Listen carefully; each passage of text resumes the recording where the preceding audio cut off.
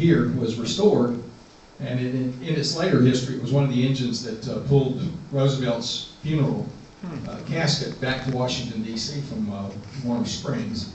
And it's on display now in the Smithsonian. There, if you go in the Transportation Museum there's a huge Southern locomotive there, and that's that locomotive, I was told. So we had a lot of retail stores here because the farmers in the area who were growing the cotton would come here to trade, so there were a number of stores. Today there are a number of restaurants and sort of specialty shops, but back then it was some more groceries and staples, and also feed and seed. You could buy mules and all kinds of things here in Norcross. Just a word about Buchanan. The only thing I have to add here is that this is his house, which is up on Thrasher Park uptown. It's still there.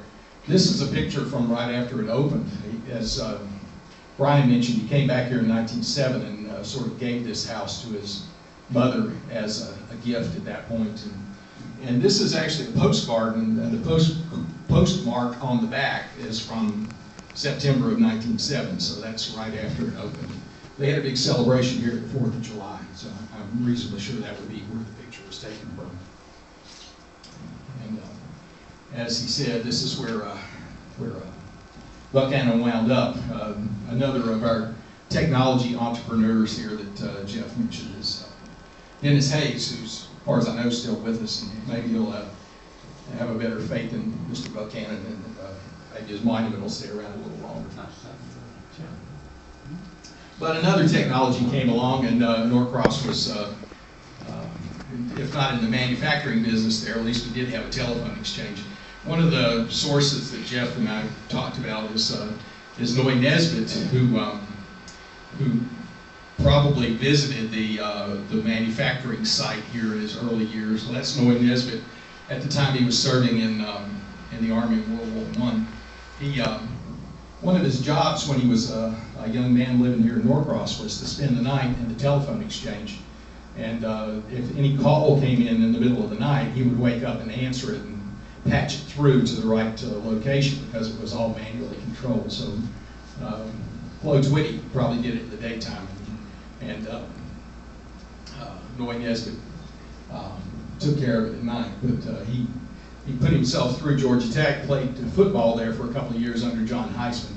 And as soon as he finished and graduated there, he went to France and served in the anti-aircraft batteries. He came back and worked in Georgia for many years as an engineer for Standard Oil, I believe, or Gulf. We have a strong military heritage here. This gentleman right here is Carl Garner, who was mayor here in Norcross back some years ago. That's when he was at Parris Island training in World War I in the Marines. This is Thomas Johnson. He volunteered for the Marines at World War II. He was an older soldier. He got stationed in Iceland.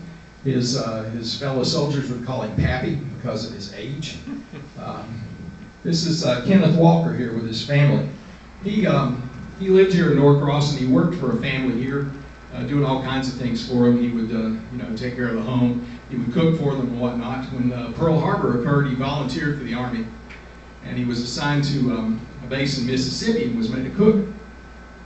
And he really didn't like the recipes that the Army had because they were pretty bland. And he knew better ways to cook things because he'd done that as a job when he was here in Norcross. And so he finally convinced his superiors one day to let him have more of a free hand as far as the meal that night. So he fixed chicken fricassee, which he fixed many times here. And it was somewhat better than the usual food.